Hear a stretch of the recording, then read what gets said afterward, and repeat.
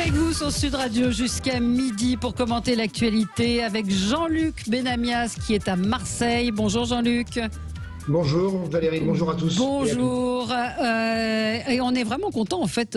Bon, c'est de la radio, mais c'est vrai que ça nous permet Zoom d'avoir des gens. On aurait dû le faire déjà depuis très longtemps, comme vous, qui viennent pas tout le temps à Paris. Donc on est ravis d'avoir des gens un petit peu partout en France sur Sud Radio. Nicolas Corato, président fondateur du think tank Place de la République. Bonjour Valérie.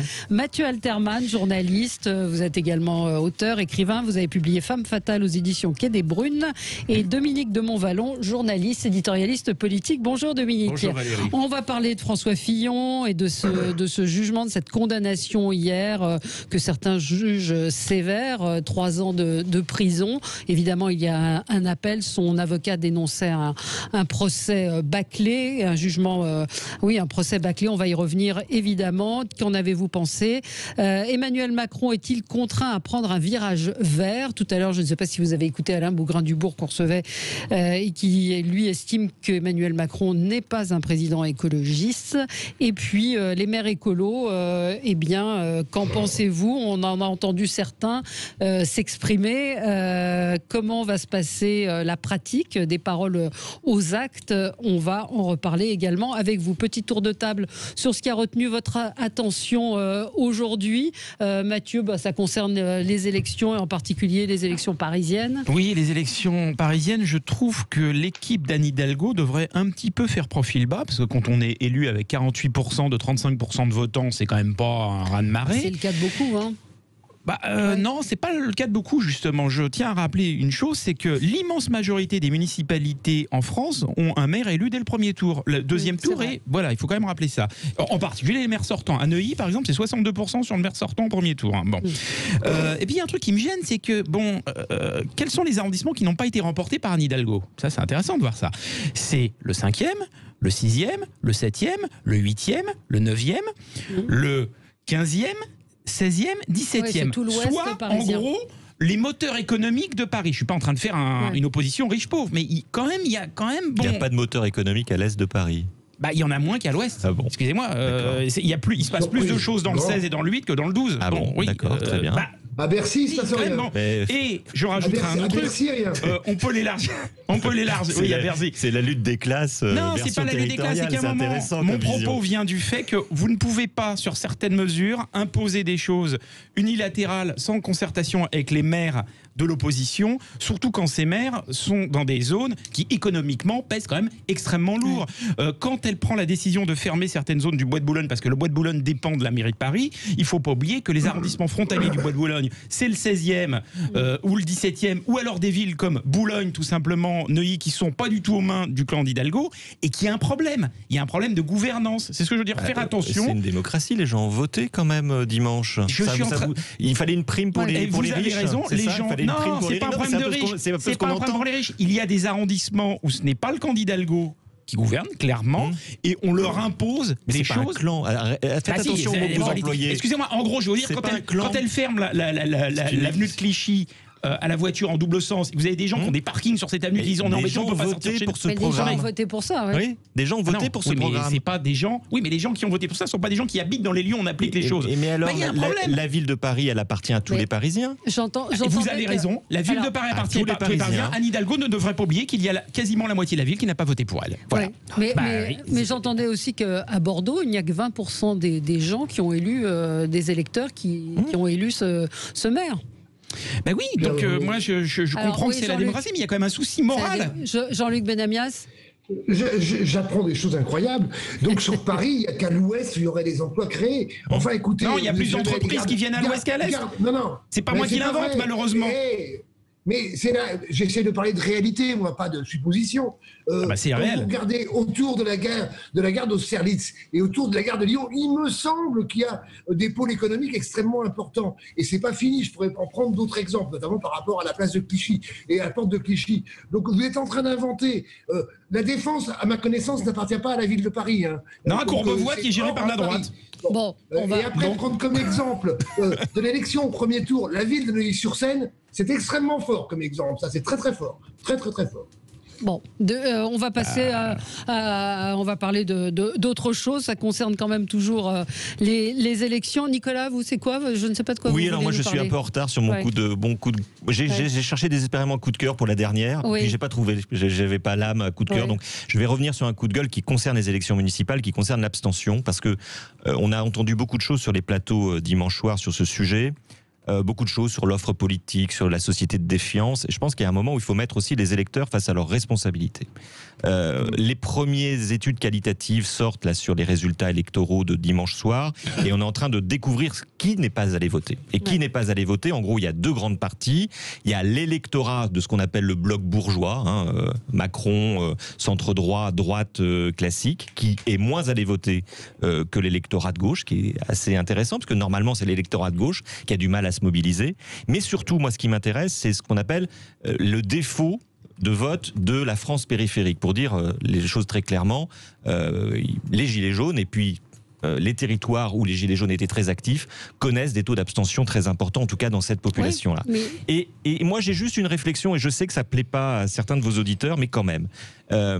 on ne peut pas avoir été à la tête d'un mouvement pour la démocratie directe, pour le référendum d'initiative citoyenne, et ne pas être les voter dans finalement la seule élection qui est vraiment une expression de la démocratie directe, pure, qui est l'élection municipale. Oui, sauf qu'on a eu hier ce débat, évidemment, au lendemain de l'élection, et la réponse de nos auditeurs, c'est « je ne me reconnais dans aucun de ces candidats ». Là aussi, moi j'en ai assez de cet argument, mais non, mais il faut le contrecarrer. Pour une fois, on peut s'en féliciter ou pas, il y avait un choix. Alors, je sais que le choix entre les Verts, les écolos, ça ne plaît pas à tout le monde, la droite, LREM, mais pour une fois, il y avait un choix politique très clivant dans beaucoup de villes. Et quand je vois que, par exemple, dans une ville comme Paris, dont vous parliez, moi, je constate avec vous la même chose. On a élu un maire pour 6 ans avec moins de 30% ou quasiment 30% des inscrits. C'est inadmissible. Et c'est pas inadmissible uniquement du fait des politiques qui ont peu ou prou présenté un programme avec une campagne compliquée, c'est aussi du fait des électeurs qui ne se sont pas déplacés. Et franchement, quand je vois les files d'attente devant les magasins qui ont réouvert pour acheter des fringues, des baskets, et que les Parisiens ou que d'autres dans des grandes agglomérations n'aient pas pris 10 minutes pour aller dans des bureaux de vote où il n'y avait plus personne, moi je trouve qu'il y a un scandale démocratique que les citoyens doivent s'appliquer eux-mêmes. Dominique, je dois dire que je ne partage absolument pas. J'en étais sûr. Non, mais écoutez, ne me prêtez pas des pensées automatiques. Hein. Je ne partage absolument pas votre sentiment. D'abord, pour employer de façon posée, mais un peu votre ton passionnel, je dirais, j'en ai par-dessus la tête de la culpabilisation complète des Français qui ne font pas ce qu'il faut au bon moment, etc. Alors moi, je vais vous dire autre chose. Je ne sais pas, vous vous intéressez au magasin, ou d'ailleurs les espaces entre les clients qui font souvent la queue à l'extérieur sont respectés. Je prends régulièrement, c'est d'une banalité atroce, mais pourquoi ne pas le dire, l'autobus et le RER. Là-dedans, tout le monde, sans qu'il y ait un pistolet sur la tombe des gens, porte un masque, parce que c'est pas qu'on leur a demandé d'en porter un, c'est qu'ils pensent que c'est nécessaire dans ce confinement. Qu'est-ce que je veux dire par là? C'est que on savait déjà qu'on était dans une société complexe, et on est dans une situation particulièrement complexe, et j'abrège parce que je sens que je vais partir, sinon je voudrais juste vous dire que ça ne me choque pas du tout. Après, les élus sont des élus légitimes, quand bien même ont-ils été élus par 30% au moins des électeurs inscrits. Ça ne me choque pas du tout que beaucoup disent dans les enquêtes auxquelles vous faites référence, ce qui s'est présenté, c'était décevant. Si vous parlez de Paris, par exemple, il est tout à fait clair qu'il n'y a pas eu une offre, ça ne met pas en cause la légitimité d'Anne Hidalgo. Il n'y a absolument pas eu une offre de droite qui tenait la route, mais absolument pas. Bon, le programme de Rachida Dati, il est intéressant. Les discussions qu'il y a eu hier, etc. Bon, les gens ne sont pas contents de parler des Gilets jaunes. Les jaunes, c'est autre chose encore. C'est la vie. Non, mais ceci dit, excusez-moi, mais il a raison. Il a raison. C'est un problème de consommateur. Si le produit ne plaît pas, c'est bien ça que je dénonce. C'est bien ça que je dénonce, c'est que vous mettez au même rang la consommation et l'élection. Mais dans l'esprit des gens, c'est pareil. Eh bien, c'est très grave. Oui, les citoyens sont pas des consommateurs. J'ai un auditeur, Xavier, qui me dit, consomme pas la politique. Qui dit que vous êtes un peu dictateur. Oui, complètement. Il dit à Perpignan, on avait le choix entre RN et LR. Oui, on avait le choix. Non, mais à Perpignan, vous qui visiblement voté, je ne veux pas vous prêter d'intention, plutôt à gauche. Le choix entre RN et LR, qu'est-ce qu'on fait quand on est de gauche ? Qu'est-ce que vous auriez fait ? Mais on va voter, on peut voter blanc. Et moi, non, mais le vote blanc n'est pas retenu, n'est pas pris en compte. Mais au moins, vous n'êtes pas comptabilisé dans l'abstention. Je veux dire, le devoir. Mais qu'est-ce que ça change sur le droit de vote, vous vous rendez compte qu'on a été privé de toutes nos libertés pendant 2 mois et demi. On a l'occasion d'aller enfin pouvoir faire un premier geste démocratique et les Français n'y vont pas. C'est extrêmement inquiétant. Mais qu'est-ce que ça change d'aller voter blanc, Nicolas ? Qu'est-ce que ça change ? Vous participez à cet exercice démocratique. Mais c'est pas pris en compte. Ce qui m'amuse, mais surtout, je vais être très franc, ce qui mérite un tout petit peu, c'est que vous êtes talentueusement parfaitement représentatif d'une gauche qui était au fond du trou depuis déjà quelques années et qui voyait arriver les municipales avec inquiétude et qui aujourd'hui est, et c'est vrai, c'est normal d'ailleurs, cela vu des résultats en regain. Il n'y a pas de résultat en regain du tout. Vous plaisantez. J'entends. Attendez, on n'ouvre pas la discussion. Je dis la gauche au sens. La gauche n'a jamais fait aussi peu. Et voilà que vous incarnez ceux qui font la morale à ceux qui sont mal à l'aise. Je ne suis pas en train de glorifier les résultats de la gauche. Je vous dis justement qu'avec un taux d'abstention aussi important, ces résultats n'ont pas la valeur que certains à gauche veulent lui donner. On ne s'en sortira pas pour la République si vous faites la morale. Qu'est-ce qu'il en dit, Jean-Luc Benamias ? Moi, je crois qu'il faut responsabiliser les citoyens. Il va venir, il arrive. Ouais.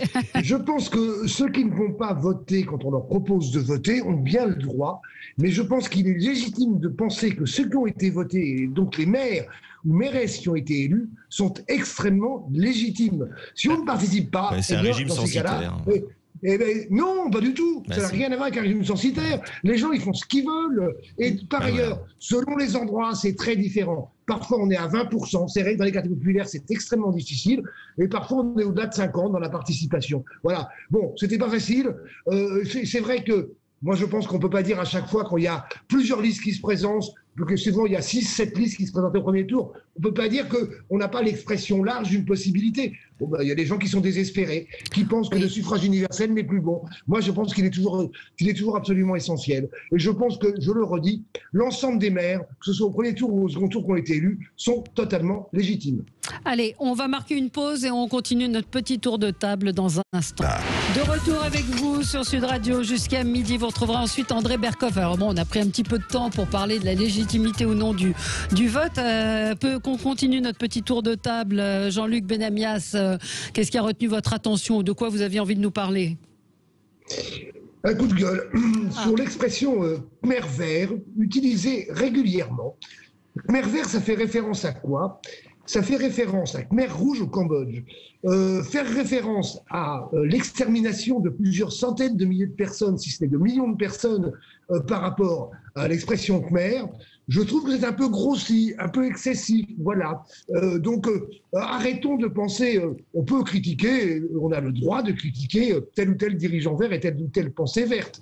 Mais de là à parler d'exterminateur, voire de génocide, je trouve ça un peu fort, voilà, je voulais le dire. D'accord, donc vous demandez à ce que ce mot soit banni quand on qualifie les Verts. Pondéré en tous les cas. Pondéré. Dominique de Montvalon, vous, c'était un coup de gueule, et on va en reparler. Oui, enfin un coup de gueule, en tout cas j'exprime un fort malaise devant ce qui se déduit aujourd'hui en haut lieu de la Convention climat.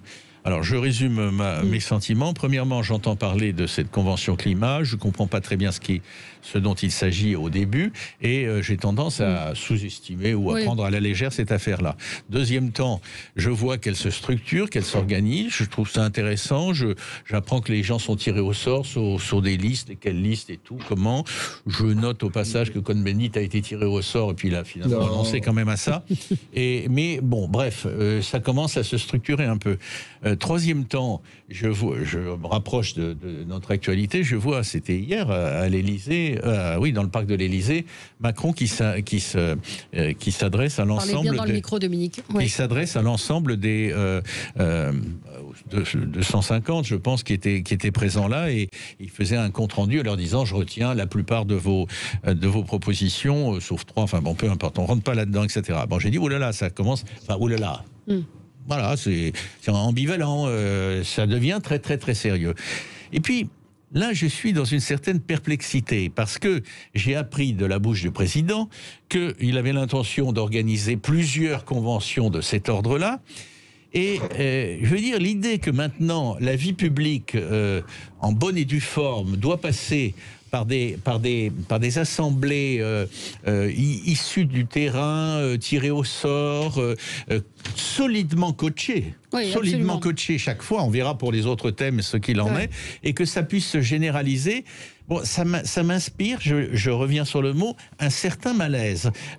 Moi, je suggérais une chose, je termine là-dessus, c'est que tant qu'à faire, le président et puis ceux qui organisent ça fassent une convention qui, de toute façon, sera ensuite soumise aux parlementaires, mais une convention sur le mode de scrutin et sur notre régime institutionnel. Parce que si maintenant c'est le tirage au sort et c'est des assemblées indistinctes et sympathiques de gens, moi j'ai trouvé formidable, et je termine là-dessus, j'ai trouvé formidable que les uns les autres qui en font partie nous expliquent on a vécu une aventure humaine formidable. On s'en fout. Oui, je m'en doute pas, ils ont eu le temps de se réunir pendant 6 semaines ou 9 semaines pour discuter de ça, ça devait être, il y avait une dynamique de groupe qui a dû se constituer, mais je dis pas non comme citoyen, je dis malaise. Oui, mais alors, on peut parler de cette convention citoyenne et d'Emmanuel Macron qui a reçu à l'Élysée. Les autres qui s'annoncent.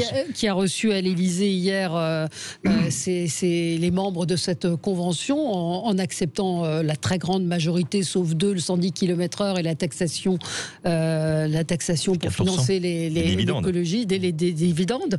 Que vous en pensez quoi? Vous avez vu ces unes ce matin de la presse, Libération à la poursuite du diamant vert. Je partage le même malaise. Autant je trouve les propositions et le travail qui a été fait plutôt de qualité. Il y a des choses intéressantes. Moi aussi. Et effectivement, l'histoire du tirage au sort, ça remonte à Athènes, dans la Grèce antique. Parfois, on tirait au sort aussi. Ça leur paraissait complètement démocratique. Donc pourquoi pas? Moi, ce qui me gêne quand même, c'est le rapport avec le régime représentatif. C'est-à-dire que je vous entends parler de convention citoyenne, et je suis content d'ailleurs que vous repreniez les idées de Mélenchon, Dominique. Mais la convention citoyenne pour réformer la Constitution, Mélenchon n'a pas toujours dit des sottises. Mais la convention citoyenne, la meilleure des conventions citoyennes qu'on ait aujourd'hui, avec tous ses défauts, ça s'appelle le Parlement. C'est-à-dire qu'à un moment, on se demande quel est le rôle du Parlement. Et je vois que Jean-Luc Benamias est avec nous. Il y a une 3e chambre qui s'appelle le Conseil économique, social et environnemental. Qui va être d'ailleurs aménagé. Qui va devenir la chambre des conventions citoyennes, si j'ai bien compris la proposition, qui était aussi chargée de ce dialogue avec la société civile. Donc tout ça, on sait que ces chambres ont du mal à fonctionner. On sait qu'il y a des blocages qui irritent beaucoup Emmanuel Macron. Il trouve ça trop long, il trouve ça trop complexe. En même temps, s'il y a des règles, c'est aussi parce que le régime démocratique l'impose. Moi, je suis mal à l'aise avec la place que prend cette irruption citoyenne, non maîtrisée, non représentative, parce que c'est fait, c'est fait par des instituts de sondage. On vous dit, vous faites partie d'un échantillon représentatif, qui décide que c'est représentatif, ça vous en savez rien, et puis ensuite on vous tire au sort à partir de là-dedans. On vous tire au sort et après on vous coach. Il y a cette et ensuite on oriente les débats, bien sûr. C'est un pur gadget. Enfin, on va arrêter. Au bout de 6 semaines de réunion, on arrive à une quantité qu'on pourra avoir à 3 heures de brainstorming avec des gens spécialisés dans un bureau. Vous êtes non, regardez les propositions, elles sont franchement, moi je suis pas favorable à ce, mais je les trouve assez bien faites, les propositions. C'est un gadget pour faire croire qu'on s'inspire un peu du modèle suisse, on dit regardez, on va et au final, c'est quand même de la communication. Jean-Luc, vous en pensez quoi?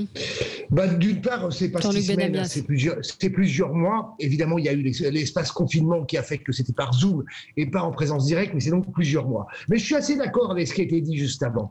Sur le côté, l'expression globale est plutôt intéressante. Ça ne remplace pas les parlements déjà existants, que ce soit le Sénat, l'Assemblée nationale, voire le CESE, même s'il y aura quelques changements dans le CESE, mais tout le CESE ne sera pas tiré au sort. Les chefs d'entreprise ne vont pas disparaître, les artisans ne vont pas disparaître, les syndicats agricoles et de salariés ne vont pas disparaître. Donc le CESE va un tout petit peu changer. On verra dans les semaines qui viennent ce qu'il en est. Mais ce qu'on en tire de la Convention citoyenne, c'est que évidemment les gens étaient contents d'être ensemble. Ils ont été tirés au sort. On n'est quand même pas là pour organiser des thérapies de groupe, non? Mais nous aussi, on est contents d'être ensemble. Valérie, je suis entièrement d'accord. Je trouve que les termes pour l'instant employés dans cette émission sont des termes modérés par rapport à la Convention. Je trouve ça bien parce qu'il y a eu des termes vraiment assez insultants. Voilà. On a dit gadget.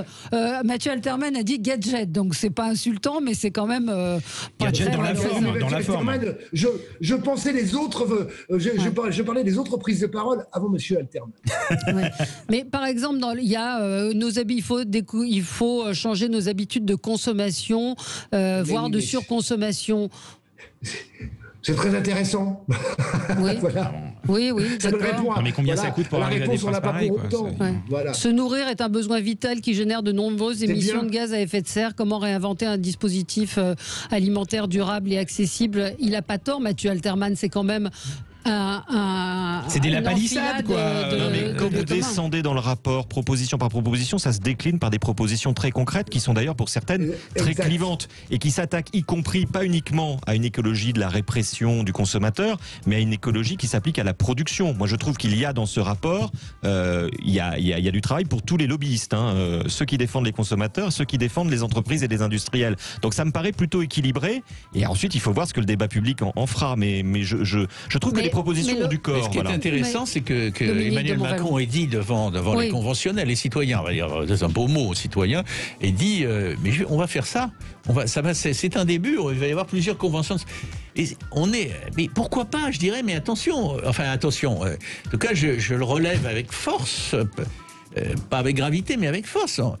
On est sur une direction nouvelle. Attendez, si on dira que bien sûr l'Assemblée ça compte, bien sûr le Sénat ça compte, etc. Mais maintenant, ce sont les assemblées citoyennes qui vont nous préparer la présidentielle de 2022. Vous avez un machin quand même de 150 personnes qui propose de créer, parmi les propositions, un observatoire de la restauration collective. C'est formidable, mais... Enfin, on va recréer encore des organismes et recréer des usines à gaz. Et puis avec quels moyens? Sur le fond, c'est bien. Après, est-ce qu'on va avoir les moyens de le faire et est-ce que le président de la République va effectivement aller au bout? On y revient, 0826 300 300. Qu'est-ce que vous pensez de cette convention citoyenne?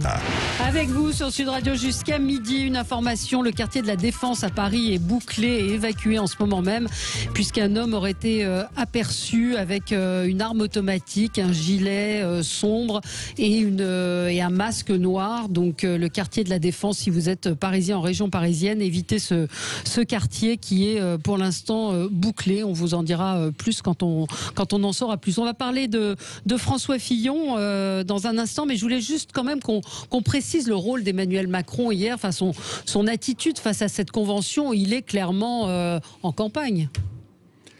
En tout cas, l'impression qu'il m'a donnée, j'ai dit, j'ai pas été le seul, que cette convention convention citoyenne plutôt, avait été solidement coaché par des gens de qualité d'ailleurs, mais on envoyait le résultat. Et ce qu'on a vu hier, mais c'est taquin de ma part, c'est pas agressif, hein, c'est que le coach chef s'est dévoilé, on s'en doutait un peu, parce que à la fin, il leur a dit voilà, j'ai tout entendu, c'est très bien votre travail, formidable. Je retiens 97% de vos propositions. Je vous explique pourquoi j'en retiens. Donc c'est le coach chef. Ouais, c'était intéressant, c'était d'ailleurs très intéressant, mais je ne reviens pas sur mon idée de malaise parce que ça n'a pas disparu à la faveur de notre bout de conversation. Non mais Jean-Luc Benamias, politiquement, Emmanuel Macron, il est obligé de le prendre, ce virage vert. Mais il peut toujours le dire, mais on le verra dans la réalité. C'est bien, je suis d'accord avec Dominique de Montvalon, moi je veux bien qu'il fasse le coach par rapport à cette conférence citoyenne, très bien. On verra après dans les prises de décision. C'est bien beau de dire je prends. Moi, je ne peux pas considérer comme ça à la rapide qu'on va prendre 146 propositions sur 150. C'est beaucoup plus compliqué. Moi, je veux bien qu'on passe par un référendum. Ça existe en Suisse, ça existe dans beaucoup d'États américains. Mais les Français ne sont pas tellement habitués à ça. Voilà, moi je suis ça avec, beaucoup de bienveillance, mais je suis, comme Dominique de Montvalon, dubitatif, réellement, effectivement, par rapport à la réalité. C'était très bien coaché par des hommes et des femmes tout à fait intéressants, hein, de grand niveau. Mais est-ce que tout ça répond directement à un certain nombre de questions que se pose la société? On en parlait tout à l'heure par rapport à l'abstention. Eh bien, écoutez, la question se pose. Ouais.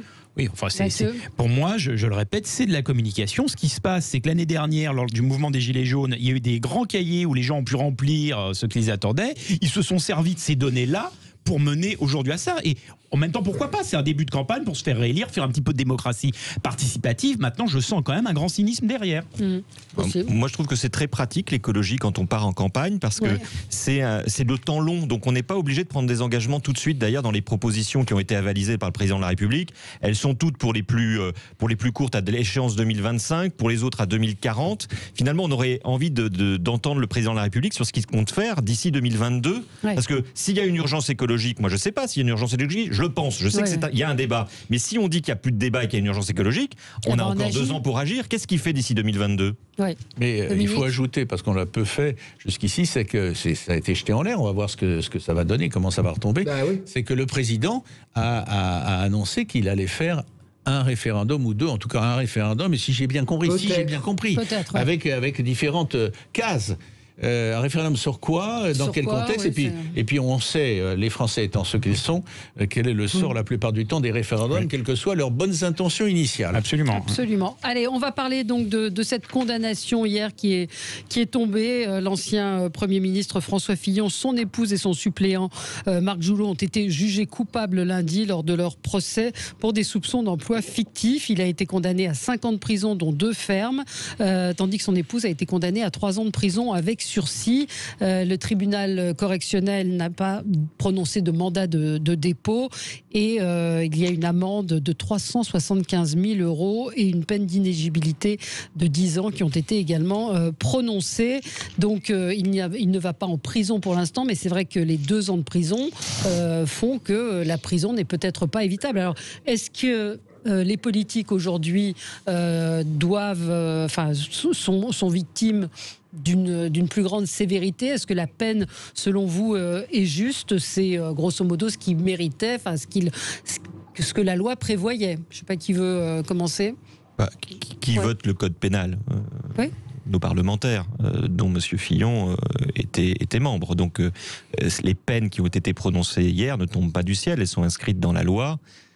Et à partir du moment où elles correspondent aux faits, on qualifie l'infraction et on applique une peine. Donc moi, et de l'avis de beaucoup de spécialistes du monde pénal et judiciaire, les peines prononcées sont très importantes. Elles sont inédites dans l'histoire politique du pays par rapport à un ancien Premier ministre, mais elles ne sont pas elles n'apparaissent pas disproportionnées, par rapport aux faits. Bon, après, c'est une affaire, c'est la justice qui juge, c'est les juges qui en décident. Après, moi, je pense qu'il y a un petit souci politique de compréhension pour l'opinion publique. C'est que ce délibéré arrive quasiment simultanément avec les révélations de Madame Oulette, qui jette plus qu'un doute sur la manière dont l'instruction a été menée, dont l'enquête a été menée, et qu'effectivement, ça nous pose, au sein du débat démocratique, il y a une certaine confusion. Mais le procès en lui-même s'est déroulé d'une manière tout à fait ordinaire. Je ne parle pas de l'enquête. Et manifestement, les juges ont décidé. Moi, juste une dernière chose, je trouve que la vraie problématique, alors je serai très minoritaire, c'est la peine d'inéligibilité. Parce que là, pour le coup, et c'est un débat qui existe récurrent, là, les juges, pour moi, font une forme d'immixtion dans la vie politique. C'est-à-dire qu'on condamne j'ai dit que j'étais très minoritaire. Qu'on condamne un élu parce qu'il a commis des infractions pendant ses mandats ou hors de ses mandats, moi ça ne me pose aucun problème, y compris à de la prison ferme. Qu'on décide que cet élu, parce qu'il a été condamné alors qu'il va purger sa peine, sera inéligible pendant 10 ans, ça, on se situe plus dans le champ démocratique et politique que dans le champ judiciaire. Mais c'est un avis purement personnel. On estime que vous avez commis une faute impardonnable. Bien sûr, il y a des arguments. Il y a des arguments. Mais c'est vrai que la question, Mathieu, il y a quand même, on sent que l'émotion est très forte, qu'on veut en faire un exemple. Alors moi, je pense que la peine, elle est forte, mais elle est juste, pour ma part. Mais comparons par exemple avec l'affaire Balkany. C'est intéressant. L'affaire Balkany, c'est sur la fraude fiscale sur des biens privés, et il a dû faire de la prison parce qu'il y a eu un mandat de dépôt. Là, il n'y a pas de mandat de dépôt. Et c'est le détournement d'argent public. Il y a un vrai souci. Pour la part de l'électeur, les gens qui lisent les infos, ils disent on ne comprend pas bien. Parce que quand même, le détournement de fonds publics, c'est plus grave que de la fraude fiscale sur des biens privés au départ. Bon, il y a quand même... Il n'y a peut-être pas le même risque de départ du territoire français pour M. Balkany que pour M. Fillon. Oui, mais il y a quand même... Peut-être. Il y a quand même un sentiment d'émotion forte. On se dit, voilà, c'est un ancien Premier ministre, il va payer. Bon, même si, encore une fois, effectivement, il y a un emploi fictif, c'est flagrant. Enfin bon, mais qu'est-ce que je vous dis ? Je vous dis, oui, c'est une peine sévère, mais juste, comme vous l'avez dit, finalement, Valérie, c'est ça, c'est que... On n'a pas été habitué à ce que les politiques... C'est ça, pendant des années, les gens n'avaient rien en France. Il y a des pays où on met des anciens premiers ministres en France. Je pense qu'en Israël, on a mis des premiers ministres en France. En prison. Oui, Jean-Luc Benamias. On oublie quand même un peu l'histoire. Excusez-moi, je suis d'accord avec ce qui a été dit juste avant. C'est assez pondéré, c'est bien. Mais M. Carignon a fait de la prison, rappelez-vous, à Grenoble. Ouais. Ça ne l'a pas empêché quelques années plus tard, c'est-à-dire à ces élections-là, de se représenter. Et puis, n'oublions pas non plus M. Michel Noir. À Lyon, je ne parle pas de petites villes, je parle de grandes villes. Voilà. Donc, Après, l'histoire réelle par rapport à M. Fillon et l'histoire de vengeance interne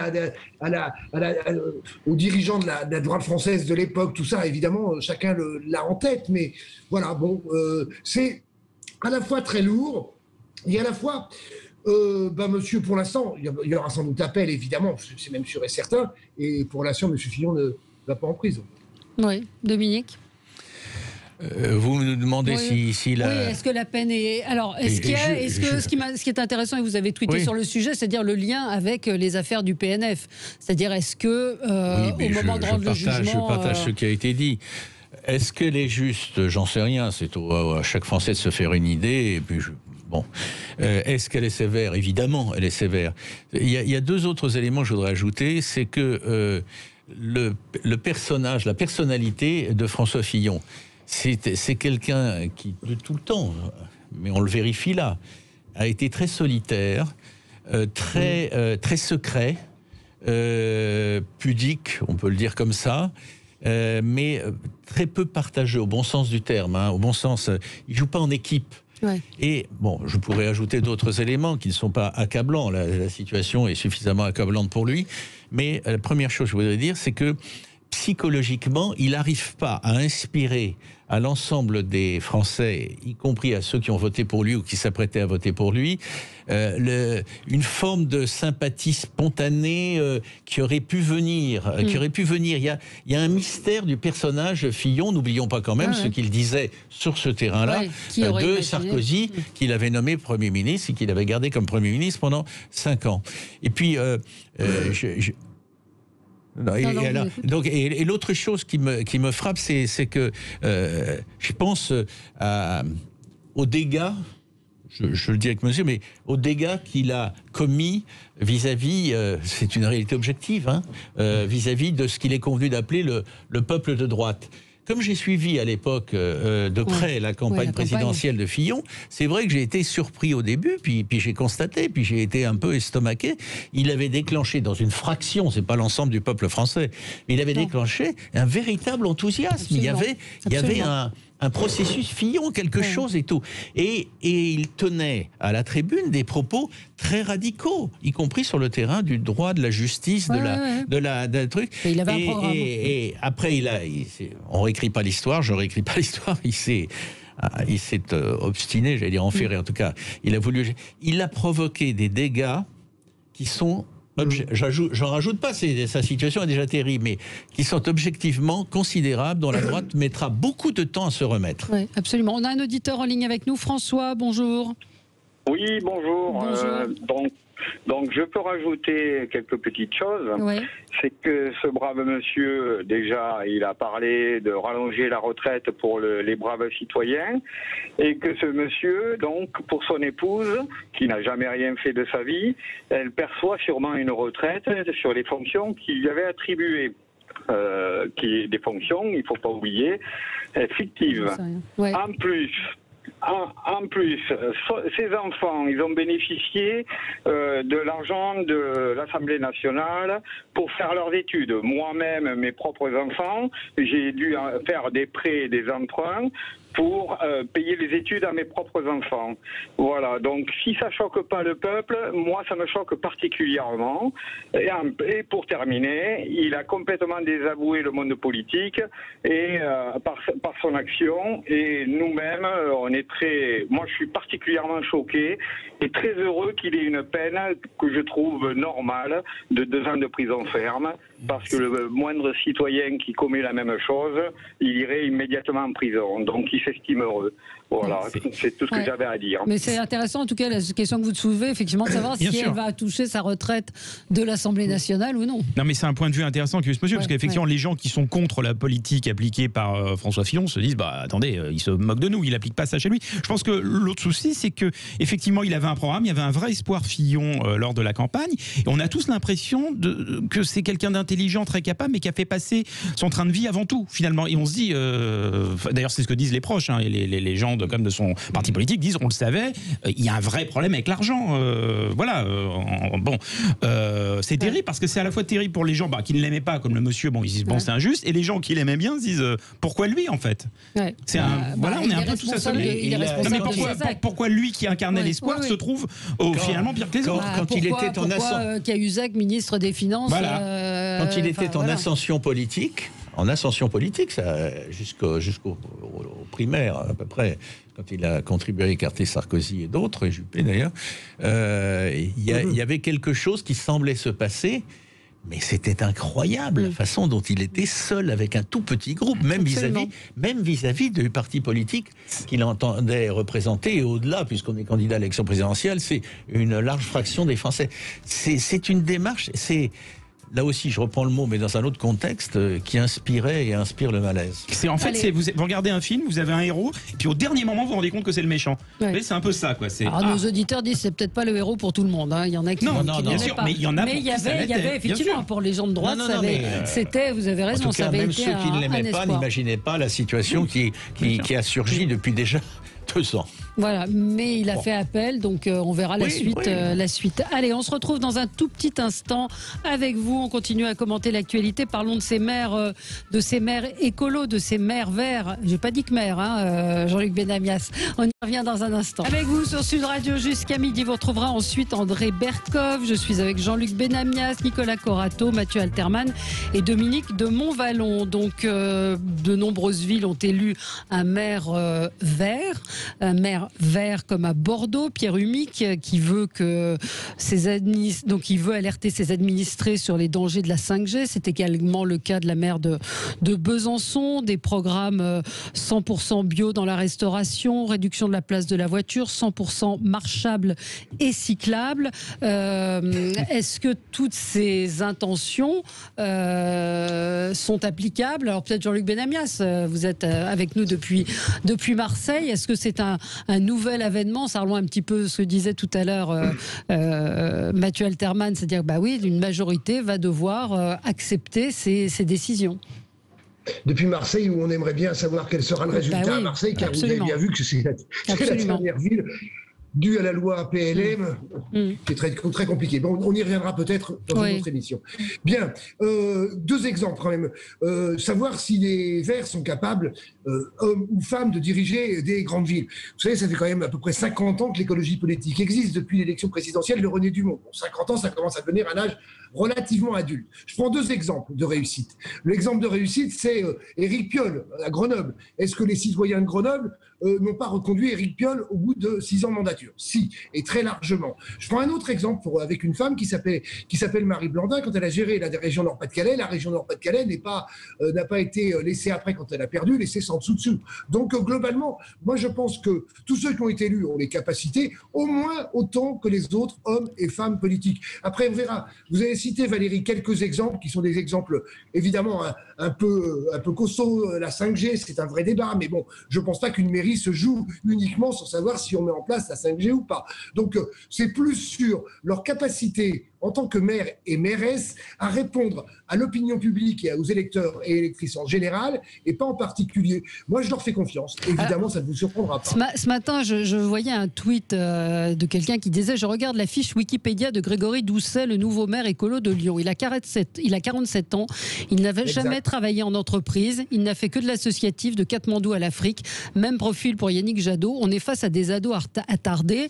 Bon, ça, c'est le jugement. Mais c'est vrai que quand vous voyez Grégory Doucet qui dit « Je veux faire de Lyon la ville des enfants », et certaines phrases, le clivage qui fait sens en politique, dit-il, c'est celui entre les terrestres et les non-terrestres. On est en droit de se poser des questions pour reprendre l'idée de malaise. Le vrai problème, c'est que ces gens-là vont se trouver confrontés au réel et que ça va leur faire bizarre. Mais ils sont déjà dedans. Mais non, quand vous dites qu'il y a un débat à avoir sur la 5G, non, il n'y a pas de débat à avoir à la 5G. Vous savez, on a fait un an de débat ou je ne sais pas combien de temps sur les compteurs Linky. Moi, je veux bien un débat sur la 5G en tant que citoyen, ça m'intéresse. Comme les compteurs Linky, où les arguments des contre Linky relèvent de la psychiatrie. On est quand même là, on va arrêter de faire des débats sur la 5G.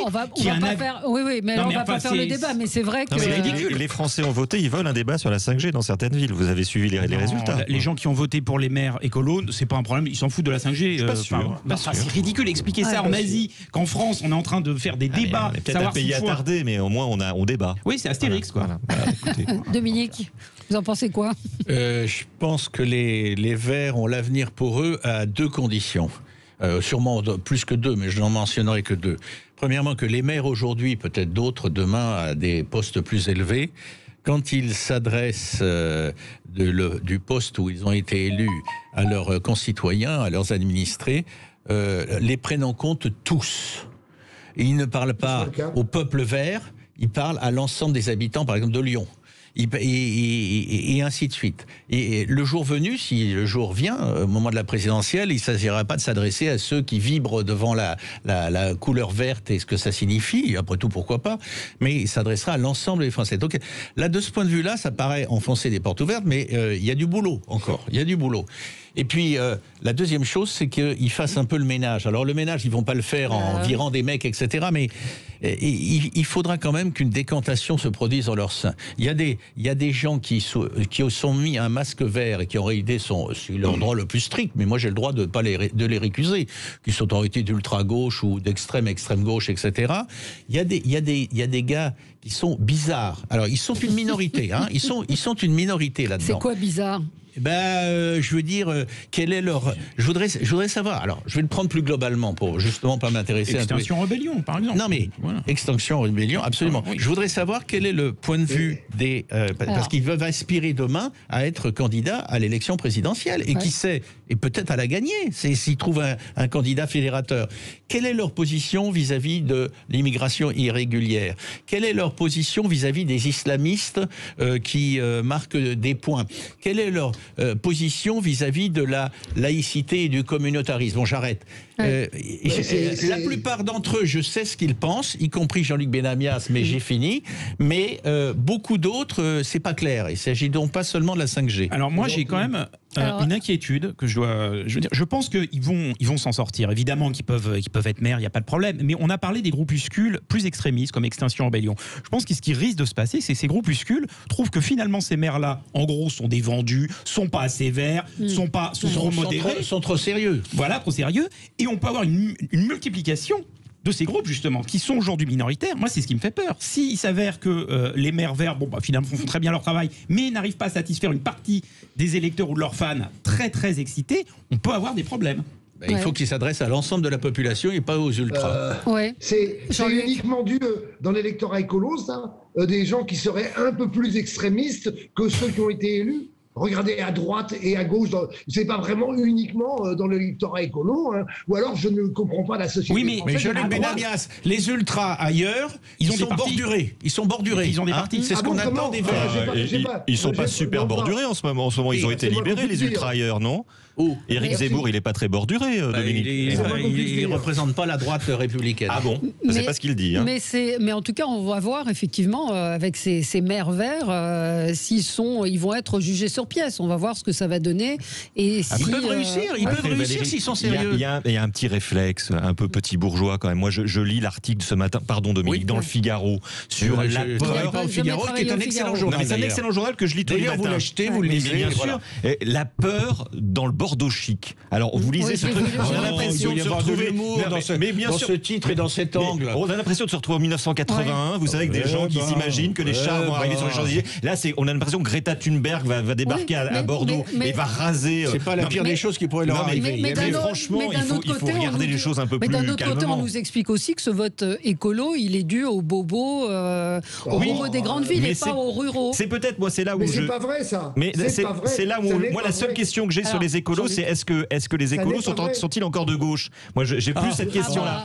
Mais bon, Jean-Luc, ils sont sérieux. Moi, je crois qu'ils sont sérieux. Mais je suis pas sûr. Moi, j'ai des doutes. C'était comme la pastèque, vert dehors et rouge dedans.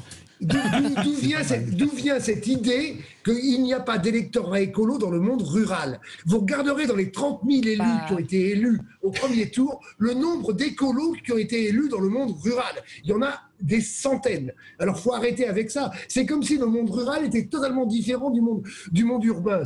Tout ça est une vision absolument non réelle de la situation du pays au niveau des gens qui ont été élus. Vous avez raison. Ceci dit, comme je le disais au début de l'émission, il faut rappeler que c'est quand même une grande victoire pour la droite et le centre-droit de ces élections qui sont en écran. Il y a un graphique qui est publié depuis hier dans Le Monde. Je vous invite à le regarder. Ils n'ont jamais fait autant. Et il y a 10 grandes villes aux mains des Verts. Le PS n'a jamais fait aussi peu. Il faut relativiser un peu. Bon. Allez. Oui, Jean-Luc. On relativise. Je suis d'accord avec ça, il faut relativiser par rapport au nombre d'élus qui ont été élus dans les 30 000 au premier tour. Jean-Luc, il y a quand même un candidat vert potentiellement qui peut être au second tour en 2022. Moi, je ne dis pas que ce sera le cas, ce n'est loin d'être certain, mais c'est depuis dimanche, les conditions sont virtuellement réunies pour que ça puisse se passer. Jean-Luc, ne lisez pas les Échos aujourd'hui. Le titre de l'édito de Dominique Seux, c'est des Khmer verts, Khmer, K-H-M-A-I-R-E-S. Pas mal le jeu de mots. C'est amusant, c'est amusant. Mais il dit des Khmer verts, peut-être, mais pas sûr. Donc voilà, vous le lirez quand même parce que c'est un très bon édito de Dominique Seux dans les Échos. Absolument. Merci à vous. On se retrouve demain et dans un instant, c'est André Berkoff qui sera avec vous.